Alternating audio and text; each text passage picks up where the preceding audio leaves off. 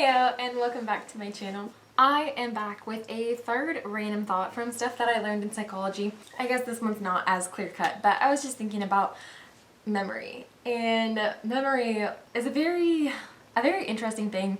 I feel like a lot of psychologists and neurologists are trying to figure out like what part of the brain is memory in, how does memory exactly work, what are all the different kinds of memory, how do you differentiate those and categorize and split them up and all of that. And it's just a whole thing that no one really truly has figured out. But one thing that we do know is that our memories are very fallible. And the way that we remember things, or the things that we remember, can't always be trusted. I remember reading a bunch about like false memories where like by asking suggestive and leading questions, you can get someone to recall a memory that never actually happened, say like in detail something that they went through or experienced that they never actually did, and just all kinds of really interesting studies on that. It was very intriguing to me, just the fact that like you could remember something that 100% did not happen. And then also just the fact that like the more times you recall a memory, the less trustworthy it is, because it gets changed and affected every time you like pull it up and store it back and pull it up and store it back. It changes. So the more that you remember something, the less you might remember it actually, which I thought was really interesting and a little bit scary, that I'm like, wow, I like can't really trust my memories of anything. But I was thinking about that because I am reading a book always. It's called The Soul of Shame by Dr. Kurt Thompson, and we're actually doing a book study on this. And one thing that he talks about is how we use memory to predict the future. Like we remember what's happened in the past, and that really helps us say what's going to happen in the future. But the problem with that is when our memories are incorrect, or when the future does not really warrant the label that we're putting on it because of what happened to us in the past. And I thought that was interesting to be reminded of, that I use my memories to predict the future, and that my memories are so very messed up sometimes, because I was thinking a lot this last week about how I have so much trouble trusting that God is going to take care of me, that He's going to provide for me. And I feel like He just put me in several situations, just kind of like testing me to be like, are you going to freak out, or are you going to remember that I've been teaching you so much and you've been reading all these random passages about how I'm going to take care of you and that you don't have to worry. And it's usually my first instinct to be like, wow, I know where this is going, everything is going to go awful and I'm going to die. I'm not going to have enough money, I'm not going to have enough food, I'm not going to have the job or whatever it is.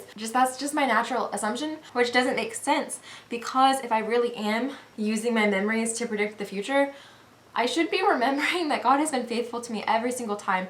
Like, I remember going through a season of my life where I was very tired and very depressed. It was winter and I was working 40 hours at my job instead of 32 like I normally did, and it was not good for me. I remember like every day waking up and feeling like I'm not going to make it through today because I am so tired. Like I was tired and then low energy from being depressed because it was dark outside all the time. And I was just literally working all the sunlight hours. So whenever I went home I was like, well, I just want to go to bed now.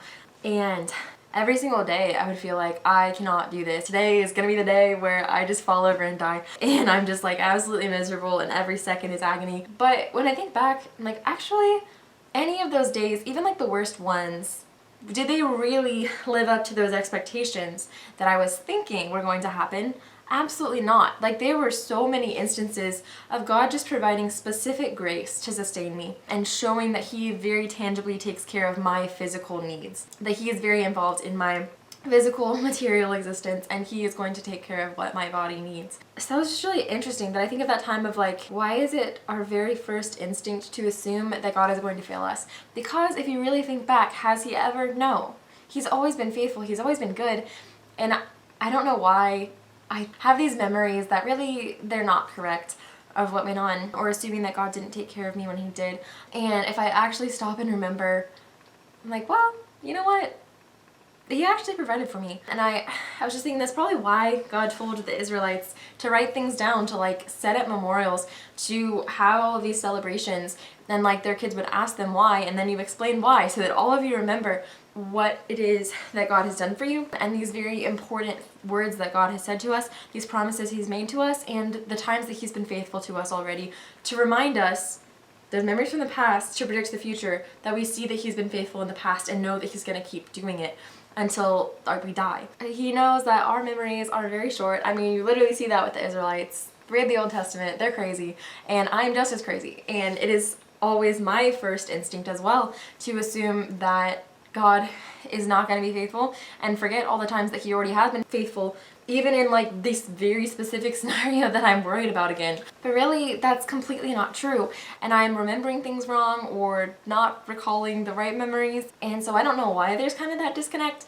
But I don't know, I was just thinking about that we need to write down and like have these tangible reminders of what God has done for us so that we know that he takes care of us in the future.